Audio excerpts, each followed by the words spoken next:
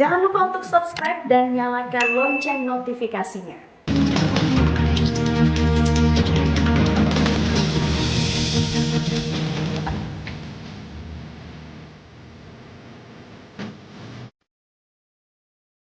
Selamat pagi pemirsa, tujuan cuti bersama untuk pegawai negeri sipil sangatlah mulia, yaitu dalam rangka mewujudkan efisiensi dan efektivitas hari kerja.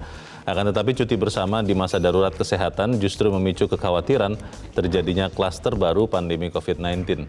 Hari libur pada pekan ini mesti tetap disertai dengan kewaspadaan yang tinggi, sehingga kegembiraan itu tidak menjelma menjadi petaka yang memilukan. Pemirsa, inilah editorial Media Indonesia, edisi hari ini Senin 26 Oktober 2020, dengan tema Bukan Negara Instruksi bersama saya Leonard Samosir, dan kami juga menunggu partisipasi Anda melalui sambungan telepon di 021 583 99 100 dan Twitter @mediaindonesia. Dan pemirsa, pagi ini telah hadir di Studio Metro TV anggota Dewan Redaksi Media Group Gaudensius Suhardi. Bang Gaudens, selamat pagi. Selamat pagi, Leo. Sehat-sehat, Bang? Iya, harus sehat. Tetap kerja, belum cuti bersama? Tetap kerja, tetap pakai masker ya. Tetap pakai masker. Cuti bersama ini menjadi sesuatu yang sebetulnya bermanfaat, tapi di tengah kondisi sekarang konon katanya malah berbahaya. Tapi sebelum kita bahas itu, Bang Gaudens dan pemirsa, kita lihat dulu ada beberapa berita yang menjadi perhatian Media Indonesia untuk hari ini. Yang pertama, ini headline Media Indonesia untuk hari ini, Anda bisa lihat di harian Anda. Awas klaster banjir dan libur panjang. Ini memang sekarang ada klaster-klaster seperti itu. Bagaimana maksudnya, Bang? Iya, klaster banjir itu ada ya. Akibat banjir itu kan orang harus mengungsi ya. Oh. Ketika di tempat pengungsian itu tetap wajib mematuhi protokol kesehatan, itu berarti orang harus tetap pakai masker, menjaga jarak, mencuci tangan. Hal-hal yang agak susah untuk dilakukan di tempat pengungsian. Iya, biasanya tempat pengungsian kan sangat terbatas ya, menjaga jaraknya itu bagaimana itu? Ya, pengungsian itu kan tempat darurat. Iya. Ya. Karena itu butuh kecerdasan untuk menyiapkan itu. Oh, butuh kecerdasan dan kemauan mungkin ya. Mungkin kita semua cerdas, tapi jangan-jangan ada yang kurang mau begitu mengantisipasinya. Kecerdasan kepala daerah tepatnya sih. Oke. Ya. Baik, kita harapkan nanti kita tidak melihat angka yang bertambah setelah libur panjang dan juga setelah kalau ada banjir ya. Ya. Semoga tidak ada banjir ya, tapi itu kan niscaya ya, Bang. Terjadi sih banjir ya. Itu dia. Ya sudah, kita nanti akan bahas itu lebih jauh lagi di editorial. Kita ke berita selanjutnya masih terkait dengan dampak pandemi COVID-19, pemirsa. Presiden yakin ekonomi lekas pulih. Kelekasan atau kecepatan pulih itu, Bang, itu ukurannya seperti apa? Karena beberapa orang mengatakan bahwa pemulihan ekonomi khususnya akibat COVID ini akan seperti tanda centang ya, yang turun dalam terus memulih tapi panjang begitu lama pemulihannya. Bagaimana, Bang Gaudens? Ya, tentu bukan sekedar harapan hampa ya, tetapi ada basis hitung-hitungannya. Basis hitungannya itu pada angka-angka pada triwulan ketiga ya. Kuadran ketiga itu membaik ketimbang negara-negara lain yang sangat dalam akibat COVID-19. Walaupun masih minus? Walaupun masih minus, tetapi tidak sedalam yang dibayangkan orang gitu ya. Oke. Nah, tetapi menurut saya yang paling penting itu kan ada modal sosial. Untuk Indonesia itu modal sosialnya itu ya gotong royong, dan itu sangat membantu di bidang perekonomian ya. Iya, dan itu berarti rakyat tidak boleh hanya berharap kepada pemerintah, begitu ya? Ya, ini gotong royong itu kan inisiatif warga ya. Inisiatif warga ini yang harus dipupuk untuk saling membantu. Jangan membiarkan tetangga itu berkesusahan. Iya, dan juga kalau Anda yang masih punya kemampuan untuk belanja, jangan malah kemudian sama sekali tidak belanja. Ya, dan ternyata juga harga kebutuhan pokok itu kan stabil ya. Di tempat lain sudah tidak stabil, di negara lain tidak stabil, Indonesia stabil. Oke, jadi juga harus sering-sering lihat ke negara lain begitu ya. Karena kadang-kadang ada orang yang bilang Indonesia ini harus diselamatkan karena mungkin jarang melihat di negara lain begitu, Bang. Kurang piknik gitu. Masalahnya piknik ini bisa berbahaya juga sih. Itu dia. Tapi kita akan tinggalkan dulu berita itu, pemirsa. Kita lihat halaman 2, halaman dalam di harian Anda. Ini terkait dengan birokrasi, dan di dalam berita ini dikatakan rasuah. Rasuah ini bahasa lain untuk korupsi ya, Bang Gaudens ya. Akibat birokrasi. Ini kalau saya baca beritanya, Bang, katanya sampai 1% dari total anggaran. Ini berdasarkan temuan atau apa nih? Ya ini kan hasil temuan KPK ya. Oh, KPK saat ini menangani setidaknya 3 kasus yang terkait dengan korupsi anggaran.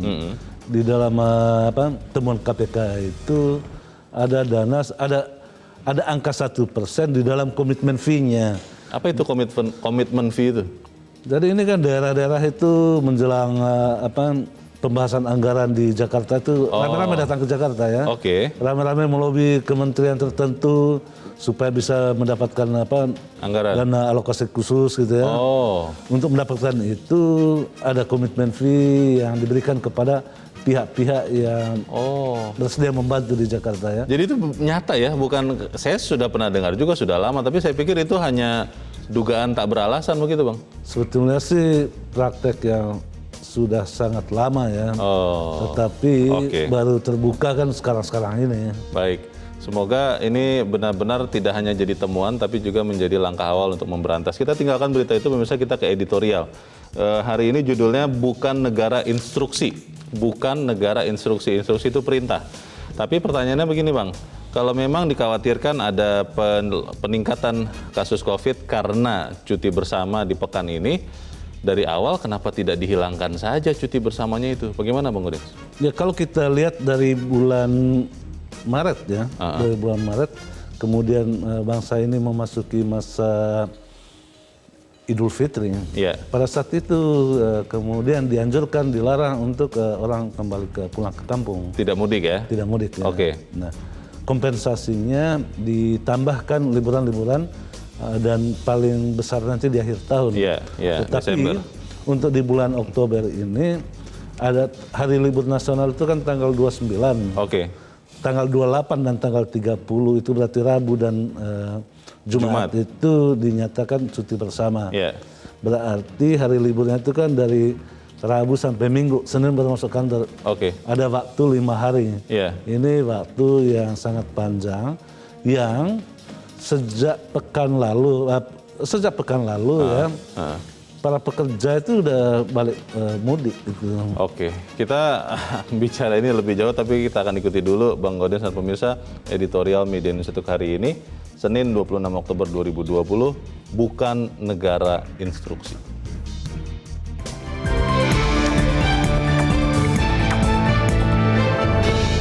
Bukan negara instruksi.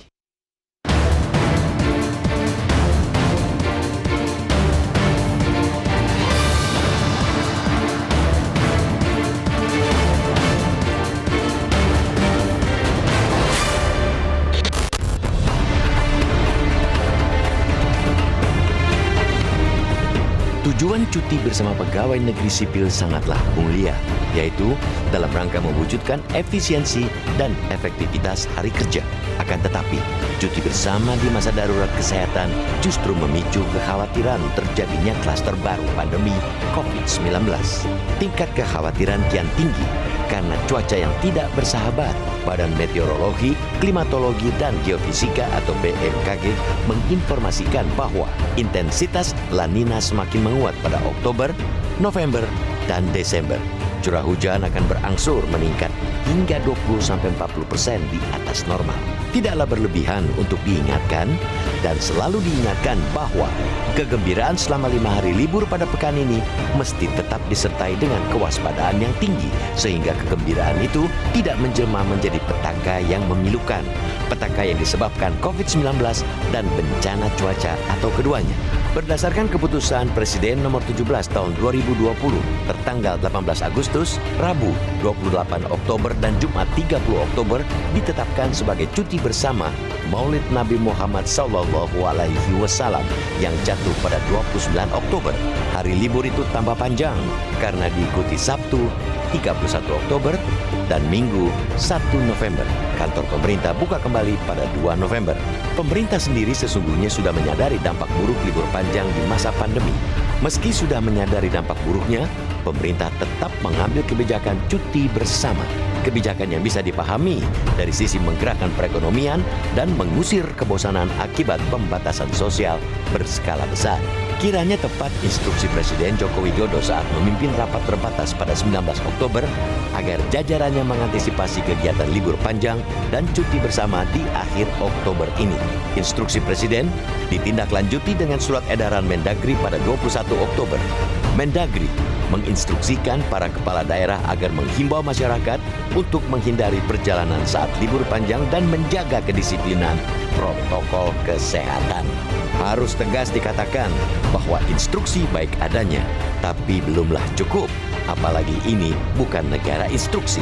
Jangan sampai kepala daerah cuma meneruskan instruksi dari atas ke jajaran paling bawah di tingkat lurah atau desa. Itu namanya estafet instruksi. Instruksi itu harus dijalankan. Tugas kepala daerah ialah berbuat nyata, misalnya mengidentifikasi potensi penularan COVID-19.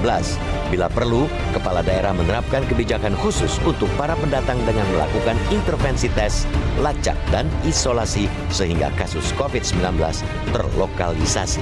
Kepala daerah juga diminta untuk memberikan informasi yang transparan terkait daerah tujuan wisata yang boleh dan tidak boleh dikunjungi. Masyarakat juga perlu diinformasikan peta kebencanaan dalam menghadapi potensi bencana hidrometeorologi seperti banjir dan tanah longsor dengan berpedoman pada prediksi BMKG. Bangsa ini sudah saatnya lebih menghargai ramalan cuaca. Ramalan cuaca bukan hasil mimpi, bukan pula nujum. Ia hasil kerja rasional berdasarkan kaidah-kaidah keilmuan. Ia bersifat empiris, bukan spekulatif. Ia penting untuk mengambil keputusan. Tidaklah berlebihan bila pemerintah mulai saat ini juga terus-menerus mengimbau masyarakat untuk tetap mentaati protokol kesehatan guna mencegah penularan COVID-19. Jangan lupa pakai masker, mencuci tangan, dan menjaga jarak. Masyarakat diimbau tidak memanfaatkan libur panjang untuk mudik ke kampung halaman jika masih sayang dengan sanak saudara di kampung. Mudik bisa saja menjadi sarana penularan virus corona yang mematikan itu. Pemerintah harus memanfaatkan seluruh saluran komunikasi untuk menghimbau masyarakat tidak berkerumun. Bila perlu, hentikan semua unjuk rasa dan kampanye pilkada yang memancing kerumunan orang pada libur panjang kali ini. Keselamatan nyawa di atas demokrasi, dan keselamatan itu butuh perbuatan nyata, bukan instruksi.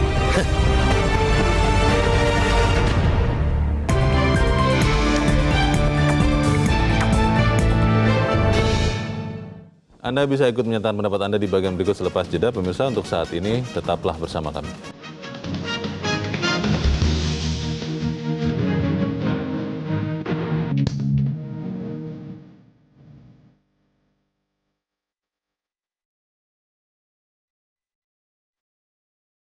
Terima kasih pemirsa, Anda masih bersama kami di Editorial Media Indonesia. Bang Gaudens, memang bisa, kalau saya bisa memahami bahwa ya diberikan cuti bersama mungkin dengan harapan supaya para anggota masyarakat, PNS mungkin dalam hal ini ya, tidak stres begitu ya, ada pelepasan stresnya karena selama pandemi ini. Tapi kan pertanyaannya begini Bang, kalau memang mereka nanti maksudnya masyarakat bepergian dan bepergian ke tempat wisata, ke tempat-tempat yang memang akhirnya akan berkerumun, apakah memang pemerintah daerahnya itu sudah bersiap betul-betul atau seperti apa? Nanti kalau tidak, jangan-jangan kita lihat pertambahan kasus COVID di angka 10 ribuan lagi per hari. Bagaimana Bang? Ya sejauh ini sih ada beberapa kepala daerah yang menyatakan kesiapannya. Tapi kan belum terjadi ya. Iya. Kalau sudah terjadi baru kita tahu bahwa benar-benar siap atau tidak. Apakah hanya sekedar statement atau tidak kesiapan itu. Iya. Misalnya Lampung itu menyiapkan tes cepat sekitar untuk 5.000 orang ya. 5.000 orang yang datang ke Lampung? Ya. Daerah mana lagi yang menyiapkan hal-hal seperti itu. Itu bagus gitu. Tetapi yang paling penting buat kita itu, yang pertama itu mencegah COVID-19. COVID-19 itu kan cuma dicegah dengan 3 cara ya. 3M gitu. Memakai masker, mencuci tangan, dan menjaga jarak. Nah, mestinya kepala daerah itu mengkampanyekan itu terus-menerus. Itu yang pertama. Yang kedua terkait dengan kemungkinan terjadinya bencana cuaca. Ketika itu terjadi, jangan sampai orang yang datang dari kota-kota besar ke daerah itu, mereka tidak tahu di mana saja daerah rawan di daerah itu. Rawan bencana. Rawan bencana. Karena itu peta kebencanaan itu harus diinformasikan secara terbuka kepada publik. Jangan disimpan di laci meja. Gitu. Itu kalau misalnya mau disebarkan lewat apa ya Bang? Karena kalau misalnya cuaca kan kita sudah tahu bahwa BMKG punya aplikasi yang kita bisa unduh di telepon pintar kita, kemanapun bergerak kita bisa update begitu ya. Tapi kalau soal misalnya peta bencana itu bisa dilihat di mana? Ya tentu banyak cara sih. Yang penting kan kreativitas ya. Katakanlah bekerjasama dengan tempat-tempat tujuan wisata. Nanti di sana diberitahukan di mana daerah yang boleh dan mana yang tidak boleh. Juga ketika melakukan perjalanan kan bisa lewat aplikasi, misalnya memberitahukan daerah yang rawan longsor di pantai utara mana saja, di pantai selatan mana saja, sehingga orang itu punya awareness, punya selalu berhati-hati, berjaga-jaga menghadapi kemungkinan bencana. Kita tahu misalnya bagaimana bencana besar di Serang, Banten berapa tahun lalu itu di bulan Desember di penghujung tahun itu kan karena orang tidak aware ya. Tidak aware juga. Baik, Bang Gaudens, kita akan mencoba bertanya Bang, apakah memang benar bahwa instruksi untuk menyiapkan daerah itu bisa dilaksanakan? Kita sudah terhubung lewat saluran telepon dengan pengamat otonomi daerah, Profesor Jo Hermansyah Johan. Prof Jo, selamat pagi. Pagi, Bung Leo, apa kabar? Sehat-sehat. Terima kasih nih Prof sudah mau bergabung bersama kami pagi-pagi. Pertanyaan saya begini Prof Jo, ketika pemerintah pusat membuat ada cuti bersama dan itu akhirnya menimbulkan potensi resiko bertambahnya penderita COVID, dikatakan bahwa pemerintah daerah, terutama yang daerahnya ada daerah wisata tempat tujuan pelancong begitu, katanya sudah bersiap. Bagaimana memastikan ini benar-benar bersiap, karena kalau hanya sekedar pernyataan kan ya tidak bisa juga membendung virus corona itu. Menurut Anda bagaimana Prof Jo? Iya, ini kita kerjanya memang harus sistemik begitu ya, nggak bisa cuman by order ya, by instruksi gitu kan. Nah, karena ini negara besar ya Bung Leo ya. Ini negara bukan model Singapura yang kecil begitu. Ini negara Sabang Merauke, 542 daerah otonom. Nah, jadi itu mengelolanya memang harus dengan planning yang baik, perencanaan yang matang, agar informasi-informasi sampai ke bawah, ke daerah-daerah. Dengan demikian mereka bisa well prepare menyiapkan berbagai macam hal yang diperlukan. Nah, kalau kita dadakan saja, maka akan sulit untuk mengontrol, menjaga agar bisa jangan sampai terjadi banyak masalah lah ya, termasuk ya soal Prof COVID Jo, ini kan cuti bersama yang hari Rabu dan Jumat, ini Rabu tuh lusa ya, tidak lama lagi, itu kan sudah direncanakan dari bulan Agustus, berarti kan kesiapan atau antisipasi pelancong di daerah-daerah wisata itu kan harusnya sudah disiapkan. Memastikannya bagaimana Prof? Ya kan begini, kalau itu informasi itu kan belum tentu juga dengan cepat ditindaklanjuti oleh daerah-daerah kan. Nah mungkin yang berminat adalah para pelancong. Tapi Pemda-Pemda kan sekarang lagi fokus pilkada, Pemda-Pemda lagi ngurusin corona gitu kan. Nah jadi mungkin banyak juga daerah yang tidak bersiap lah untuk menyambut tamu-tamu turis ini.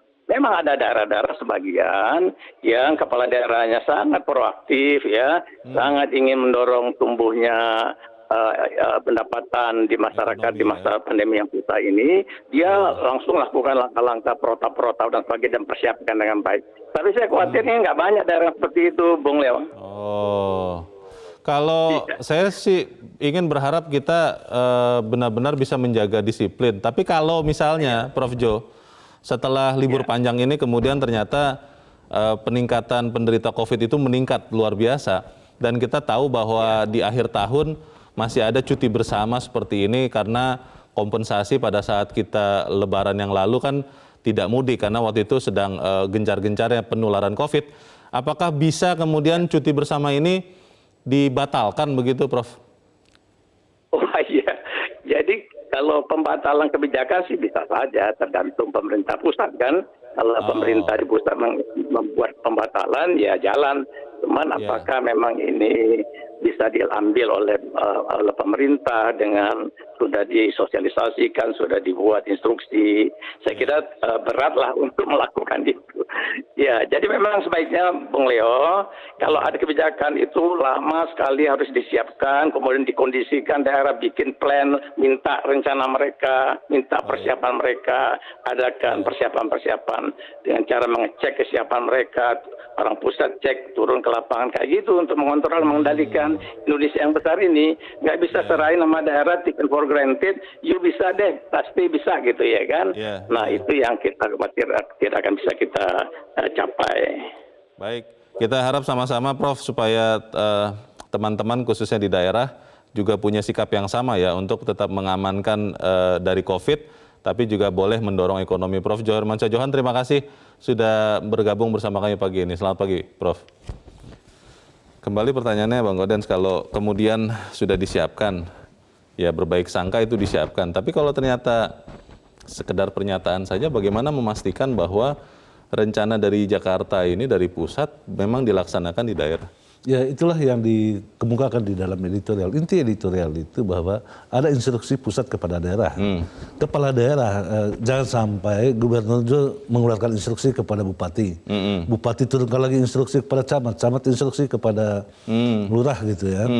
Kemudian dianggap sudah bekerja, sudah mempersiapkan.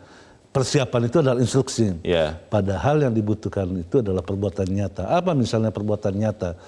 Ya, mestinya sekarang ini, jauh-jauh hari sebelumnya, sudah menyiapkan misalnya intervensi untuk melakukan tes, melakukan melacak, nanti melacak mereka yang datang ke daerah itu, dan menyiapkan tempat-tempat isolasi baru ya.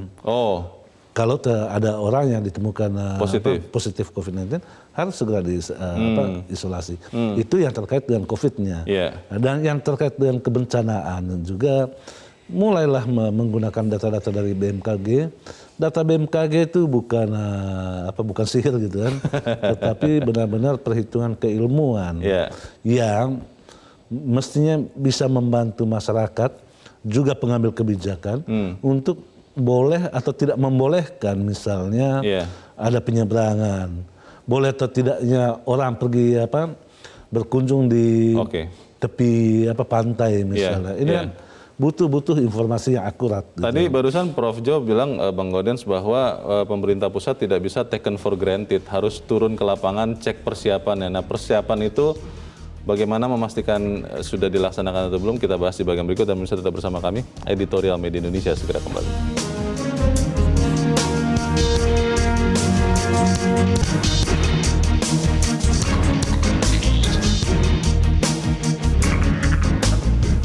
Terima kasih pemirsa, Anda masih bersama kami di Editorial Media Indonesia. Bang Gaudens, sebelum kita lanjutkan diskusi Bang, kita akan coba dengarkan dulu pendapat dari pemirsa Metro TV. Kita sudah terhubung dengan Ibu Lia di Makassar, Sulawesi Selatan. Bu Lia, selamat pagi.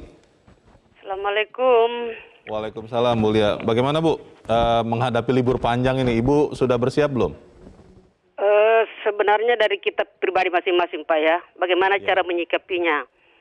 Kalau kita ini mau selamatkan diri sendiri utamanya dulu, ya tidak usah berpikir yang lain dulu Pak. Diri sendiri saja dulu. Maka kita harus mematuhi aturan protokol kesehatan. Ya, cuma ini saya lihat agak berbenturan ini dengan instruksi Presiden dengan peraturan dari Gubernur DKI Pak ini ya, khusus DKI ini. Apa itu, Pak? Yaitu masih berpanjang PSBB transisi.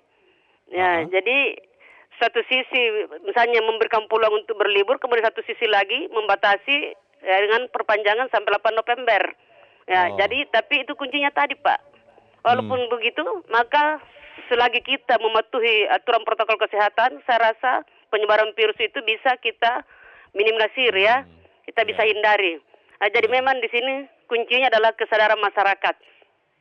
Kesadaran masyarakat. Walaupun dianjurkan ya bahwa menggunakan libur 5 hari ini, tapi seperti dikatakan Presiden bukan berarti bahwa harus pulang kampung dan sebagainya. Ya, jadi manfaatkanlah sebijaksana mungkin, dan itu adalah sebenarnya kepentingan diri sendiri dulu, baru kepentingan keluarga, lingkungan, masyarakat dan sebagainya. Jadi atuhi protokol kesehatan, saya rasa kita bisa menjalankan secara bersama-sama instruksi daripada Presiden. Baik. Terima kasih Ibu Lia di Makassar, Sulawesi Selatan. Selamat pagi Bu. Di belakang Ibu Lia ada Ibu Indra di Cirebon, Jawa Barat. Bu Indra, selamat pagi. Selamat pagi Bung Leo dan Bung Golden Sius.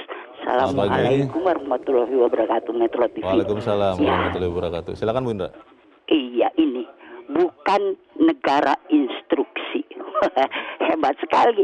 Tapi Bung Leo, di masyarakat kita ini masih banyak yang kalau diinstruksikan itu malah ingin melawan, itu gagah-gagahan begitu. Iya, jadi sementara kalau yang cerdas itu setiap saat sudah mengikuti protokol kesehatan dan bekerja, dan anak-anak sekolah juga sudah diatur demikian rupa melalui online itu, sehingga kalau ada libur ini konsentrasinya juga ya untuk refreshing bersama keluarga di rumah. Banyak yang bisa dilakukan tenimbang pergi keluar rumah untuk bepergian keluar kota gitu. Nah, juga para provokator itu menghembus-hembuskan bahwa masih buktinya mana ini COVID-19. Kita kan sehat, kita tidak akan tertular.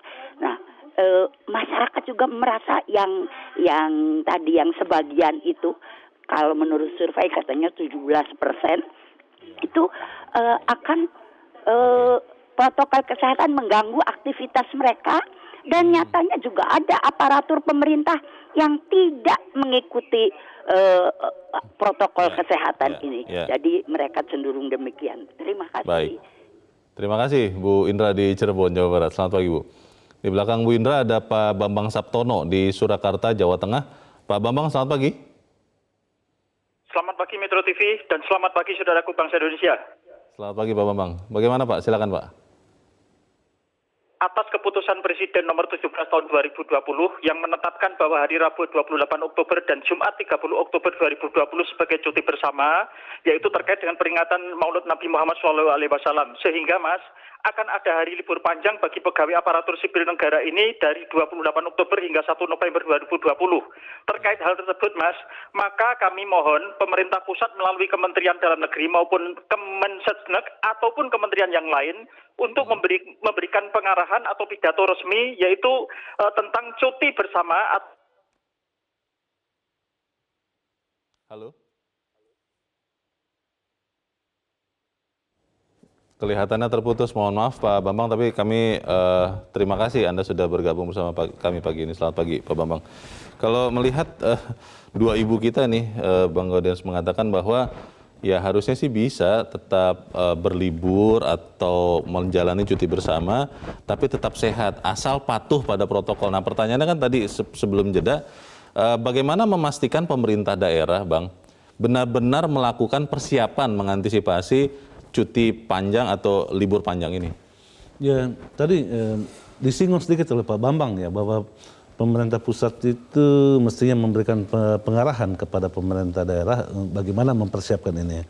Pengarahan itu sudah dilakukan. Misalnya pada 19 Oktober itu Presiden Jokowi itu menggelar rapat terbatas, menggelar rapat terbatas khusus berbicara tentang persiapan menghadapi cuti panjang ini, cuti bersama ini. Dengan kepala daerah ini? Iya. Oh. Kemudian itu ditindaklanjuti oleh Menteri Dalam Negeri dengan mengeluarkan surat edaran pada 21 Oktober.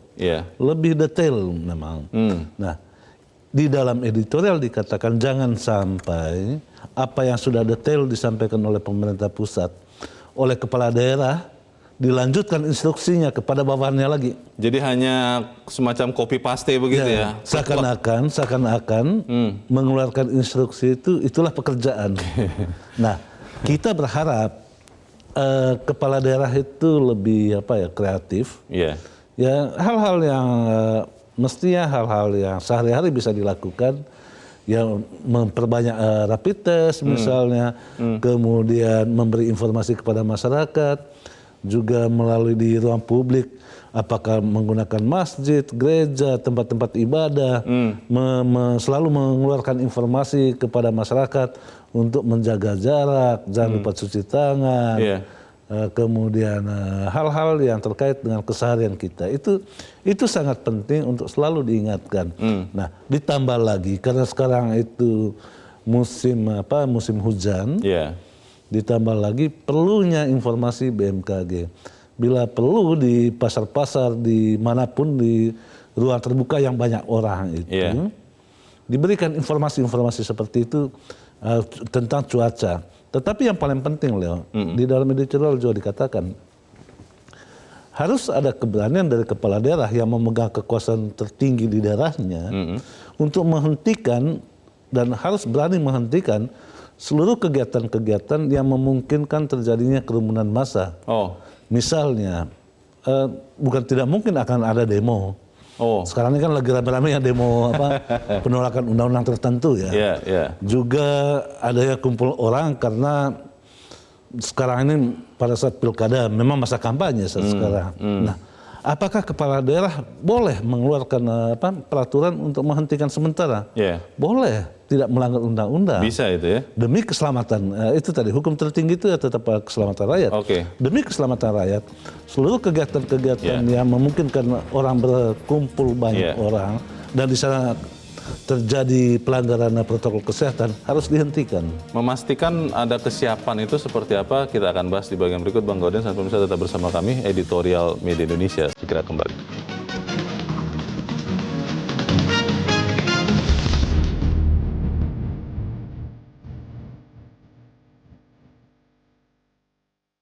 Terima kasih pemirsa Anda masih bersama kami di editorial Media Indonesia. Kita di bagian akhir dari diskusi kita pagi ini. Bang Gaudens, kan tadi Pak Jo mengatakan tidak bisa taken for granted, tidak bisa dipercaya begitu saja, mungkin begitu ya bahasa Indonesianya. Bagaimana memastikan bahwa persiapan itu sudah dilaksanakan? Karena kalau hanya mendengar dan percaya saja, jangan-jangan tidak dikerjakan juga. Bagaimana, Bang? Ya, pertanyaan ini menarik sekali. Bagaimana memastikan? Yang bisa memastikan itu ya kepala daerahnya. Tentu pemerintah pusat melakukan supervisi. Supervisinya dari mana? Dari Kementerian Dalam Negeri. Menteri Dalam Negeri sudah mengeluarkan instruksi yang kalau kita baca instruksi tanggal 21 Oktober itu sangat-sangatlah rinci. Tidak perlu berpikir panjang lagi, tinggal dijalankan. Itu ada di mana? Kita bisa lihat di mana? Di website Kemendagri ada. Lamannya Kemendagri ya? Lamannya Kemendagri. Karena itu instruksi yang terbuka kan. Nah, antara lain instruksi itu misalnya dari sekarang itu mulai mengidentifikasi daerah-daerah yang potensial terjadi bencana itu harus diidentifikasi dan yang paling penting itu disampaikan kepada masyarakat. Persoalan kita ini kan persoalan keterbukaan informasi ya. Seakan-akan kalau membuka diri memberitahukan di mana daerah yang boleh dan tidak boleh dikunjungi, di mana daerah yang sering rawan longsor kalau diberitahukan seakan-akan dalam tanda petik itu mengurangi citra daerah. Ini kesalahan besar di daerah. Semacam membuat aib sendiri begitu dianggapnya. Padahal orang itu butuh keselamatan nyawanya. Keselamatan nyawa itu berawal dari keterbukaan informasi. Seperti informasi dari BMKG. Jangan 1-2 minggu ke depan misalnya sampai hari Minggu atau Sabtu gitu, bagaimana cuaca? Itu yang disampaikan kepada masyarakat. Karena BMKG itu selalu mengupdate data tentang informasi itu. Nah, ciri negara-negara maju selalu bukan negara maju maksud saya, masyarakat di negara maju ya, ciri-cirinya itu adalah salah satunya selalu mendasarkan pada informasi BMKG. Nah, kita mestinya kepala daerah itu membantu masyarakatnya untuk memberitahukan kepada masyarakat, percayalah kepada data BMKG, akses data BMKG itu, karena itu tidak susah kok mengakses itu, dan itu sangat penting untuk keselamatan nyawa. Kalau kita mau pergi ke mana gitu, bagaimana cuaca hari ini, bagus tidak? Nah itu pasti aksesnya ke BMKG. Kita berharap BMKG itu menyiapkan data-data yang valid juga ya, jangan data abal-abal yang disampaikan. Sejauh ini sih tidak abal-abal data-data BMKG atau terlambat diupdate begitu ya. Bang, kalau saya berpikir apakah memang kita sebagai media massa bisa juga membantu masyarakat untuk mengupdate diri, termasuk juga memastikan antisipasi yang dilakukan oleh pemerintah daerah, khususnya di daerah-daerah tujuan pelancongan ini, Bang. Nah itu yang disampaikan di dalam editorial. Kepala daerah atau pemerintah daerah itu harus memanfaatkan seluruh saluran komunikasi yang ada, saluran komunikasi publik untuk menyampaikan informasi-informasi yang berkaitan dengan kepentingan selama masa libur cuti bersama ini. Ini kan cuti bersama itu orang udah mulai keluar kota tuh hari Selasa ya. Besok orang udah mulai keluar kota. Iya, besok. Karena Rabu itu udah mulai libur kan. Nah, mumpung masih ada waktu, ya persiapkan diri, terutama di jalan ya. Bagaimana kepolisian itu harus mulai merekayasa lalu lintas. Untuk penyeberangan di antar pulau itu sudah dipersiapkan. Di bandara juga seperti itu. Jangan terkaget-kaget ketika terjadi membludak penumpang gitu loh. Baik. Semoga apa yang kita sampaikan ini benar-benar juga berguna dan kita menyumbangkan ini untuk para pengambil keputusan ya. Semoga kita bukan jadi negara instruksi ya, Bang Godin. Ya, laksanakan instruksi itu. Baik. Terima kasih Bang Godin sudah hadir di tempat ini. Selamat pagi, Bang. Pagi. Pemirsa, pemerintah harus memanfaatkan seluruh saluran komunikasi untuk mengimbau masyarakat tidak berkerumun. Bila perlu, hentikan semua unjuk rasa dan kampanye pilkada yang memancing kerumunan orang pada libur panjang kali ini. Keselamatan nyawa di atas demokrasi, dan keselamatan itu butuh perbuatan nyata, bukan sekedar instruksi. Saya Leonard Samosir, terima kasih Anda sudah menyaksikan. Selamat pagi.